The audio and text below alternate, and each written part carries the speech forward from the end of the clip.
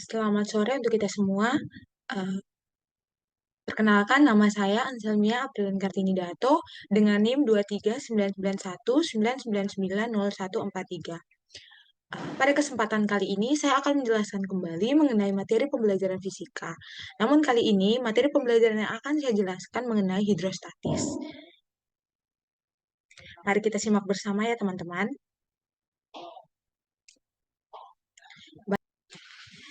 Adapun topik yang akan saya bahas pada kali ini mengenai hidrostatis, yaitu dibagi menjadi beberapa sub materi yang akan saya kaji, yaitu yang pertama mengenai pengertian tekanan hidrostatis, yang kedua rumus tekanan hidrostatis, yang ketiga faktor yang mempengaruhi tekanan hidrostatis, keempat sifat-sifat tekanan hidrostatis, kelima alat ukur tekanan hidrostatis, keenam aplikasi tekanan hidrostatis dalam kehidupan sehari-hari, dan yang terakhir contoh soal mengenai tekanan hidrostatis beserta penyelesaiannya. Baik, yang pertama pengertian. Tekanan hidrostatis dilansir dari Scientific adalah tekanan dari zat cair ke semua arah pada suatu benda. Tekanan ini terjadi karena adanya gaya gravitasi. Gaya gravitasi menyebabkan berat partikel air menekan partikel yang ada di bawahnya. Alhasil, partikel-partikel yang ada di bawah akan saling makan hingga dasar air. Hal ini membuat tekanan di bawah lebih besar daripada tekanan yang di atas. Secara definisi, tekanan hidrostatis adalah tekanan yang diakibatkan oleh gaya yang ada pada zat cair terhadap suatu luas bidang tekan pada kedalaman tertentu. Kasarnya, setiap jenis zat cair akan memberikan tekanan tertentu tergantung dari kedalamannya. Sebab itulah saat berenang atau menyelam di permukaan diangkat oleh lebih mudah daripada menyelam di kedalaman tertentu. Karena semakin banyak volume air yang ada di atas, maka semakin besar pula tekanan air yang diberikan pada tubuh.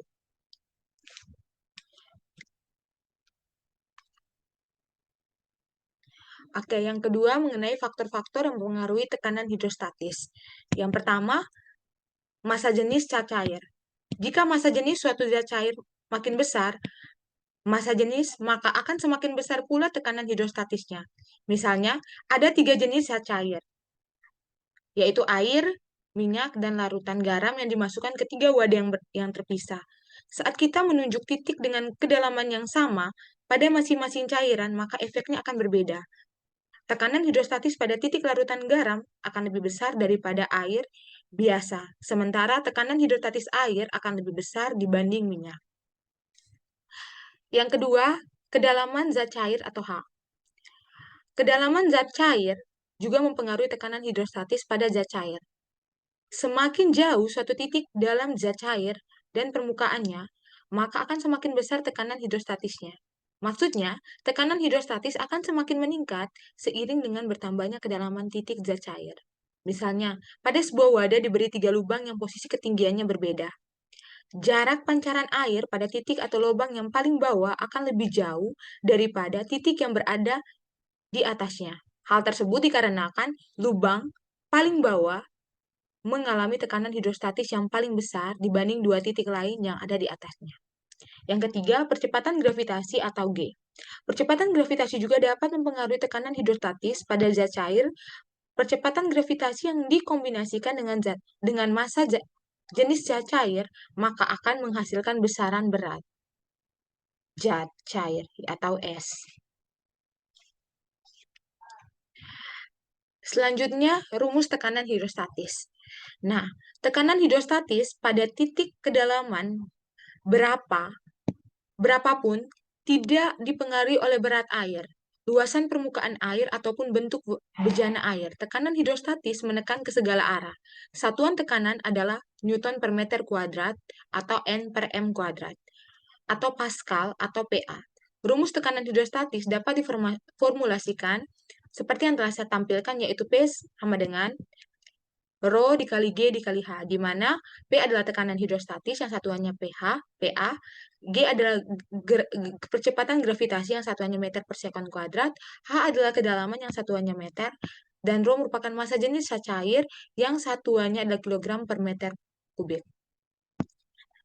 Jadi, semakin besar jarak titik ukur dengan permukaan air, maka akan semakin besar tekanan hidrostatis pada titik tersebut. Fenomena ini dapat dilihat pada gambar yang saya tampilkan di depan, di mana semakin besar ketinggian air, maka akan semakin besar pula tekanan hidrostatis di dasar bejananya. Akibatnya, air akan menekan lebih jauh pada bejana sebelah kanan karena tekanan lebih tinggi dibandingkan bejana yang di sebelah kiri.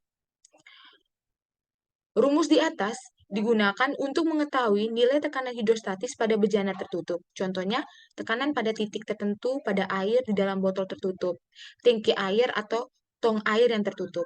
Jika kita ingin menghitung besar total tekanan pada suatu titik di bawah permukaan air pada tempat terbuka, seperti pada danau dan laut, dan segala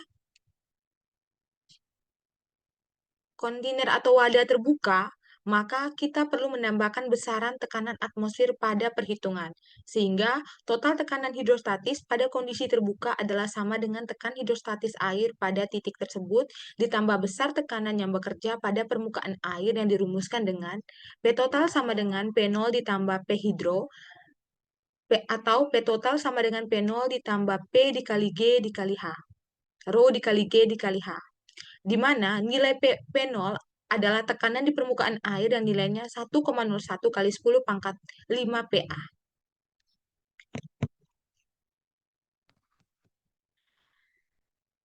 Selanjutnya kita berbicara mengenai sifat-sifat hidrostatis. Sifat-sifat tekanan hidrostatis ada beberapa, yaitu yang pertama, tekanan hidrostatis akan bergantung pada kedalaman cairan. Tekanan zat cair ke segala arah besarnya sama. Pada kedalaman yang sama, jumlah tekanan juga sama.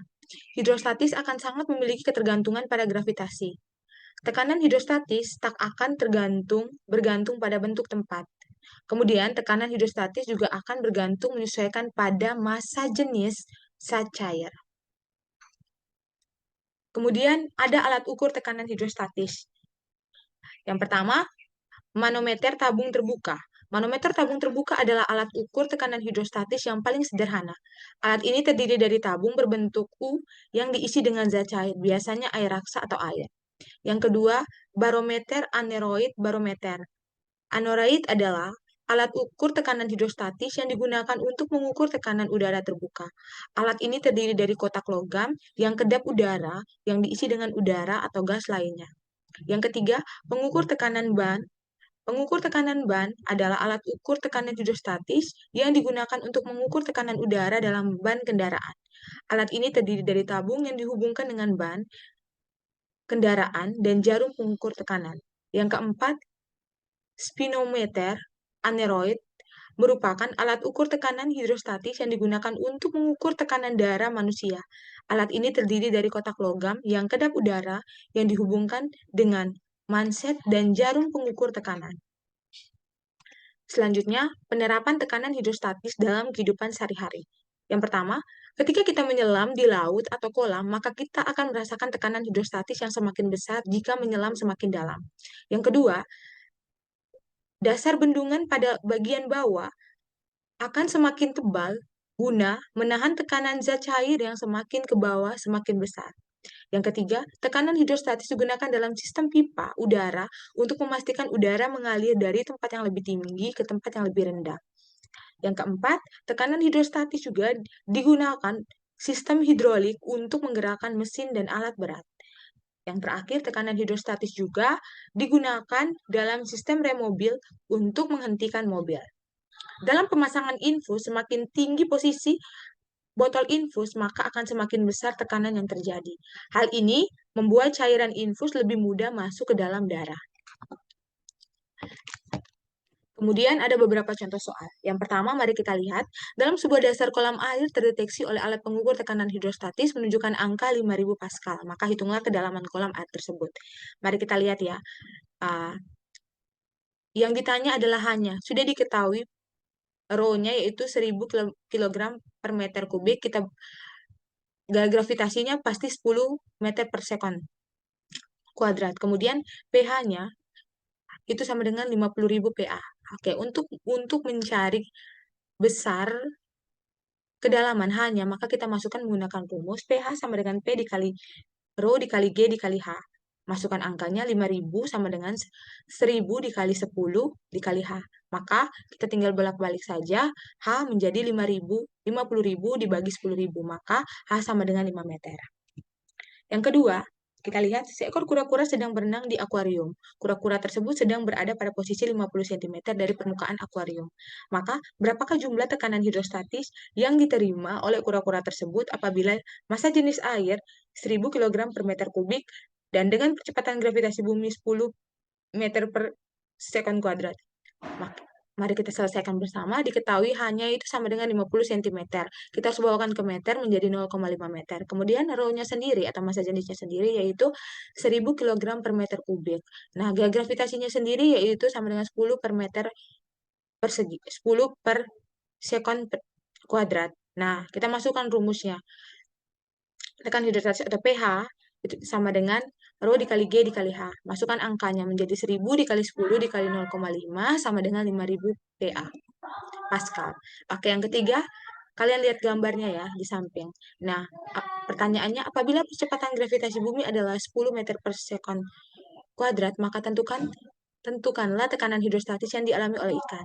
Nah, di situ kan diketahui hanya itu ada 14 cm untuk yang di sini. Ini 14 cm. Kemudian kita harus kurangi dengan 4 cm ini menjadi 10 cm. Nah, kita bawakan ke meter menjadi 0,1. Kemudian rho-nya sendiri di sini adalah 1.000 km per 1.000 kg per meter kubik. Kemudian gravitasinya sendiri kan 10 meter per sekon kuadrat. Yang ditanyakan adalah tekanan hidrostatisnya. Maka kita masukkan rumus saja tekanan hidrostatis atau pH sama dengan rho dikali G dikali H. Masukkan 10.000 kg per meter kubik dikali dengan 10 meter per sekon kuadrat dikali dengan 0,1 meter. Maka mendapat hasil 1.000 Newton per meter persegi. Yang keempat, pada sebuah botol apabila diisi menggunakan air hingga dengan ketinggian 50 cm pada dasar botol, apabila botol dilubangi 10 cm dari dasarnya, maka tentukan tekanan hidrostatis pada lubang apabila percepatan gravitasi bumi 10 meter per sekon kuadrat dan massa jenis air 10.000 kg per meter kubik. Nah, di sini kita ketahui bahwa hanya itu sama dengan 50 cm, kita kurangi dengan yang kedua. Yang setelah dilubangi itu 10 cm sehingga menjadi 40 cm. Kita bawakan ke meter menjadi 0,4 meter. Rho-nya 1.000 kg per meter kubik, gravitasinya 10 meter per sekon kuadrat. Yang ditanyakan tekanan hidrostatis. Maka masukkan saja ke rumusnya, rho pH sama dengan rho dikali G dikali H sama dengan 1.000 dikali 10 dikali 0,4, kita dapat hasil 4.000 Newton per meter persegi. Kemudian yang terakhir, sebuah bejana berhubungan diisi dengan air dan minyak. Apabila massa jenis air mempunyai 1 gram cm kubik, sedangkan minyak 0,8 gram cm per cm kubik, apabila tinggi permukaan air dari atas minyak 10 cm, maka hitunglah tinggi permukaan minyak tersebut. Kita tahu bahwa rho air itu 1 gram per cm kubik, rho minyak 0,8 gram per cm kubik. H airnya 10 cm. Nah, ditanyakan H minyak. Nah, jawabannya adalah P air, rho air, sama dengan rho minyak. Kita masukkan angka-angkanya, yaitu rho air dikali G dikali H air sama dengan rho minyak dikali G dikali H minyak. Masukkan angkanya, 0,1 gram per cm kubik kali 10 cm sama dengan 0,8 dikali 0,8 gram per cm kubik dikali H minyak. Nah, H minyak sama dengan 10 cm dibagi dengan 0,8. Maka kita dapat 12,5 cm. Baik, itu saja penjelasan saya mengenai tekanan hidrostatis. Semoga apa yang telah saya jelaskan dapat bermanfaat bagi adik-adik semua sebagai bahan referensi untuk kegiatan pembelajarannya. Sekian dan terima kasih.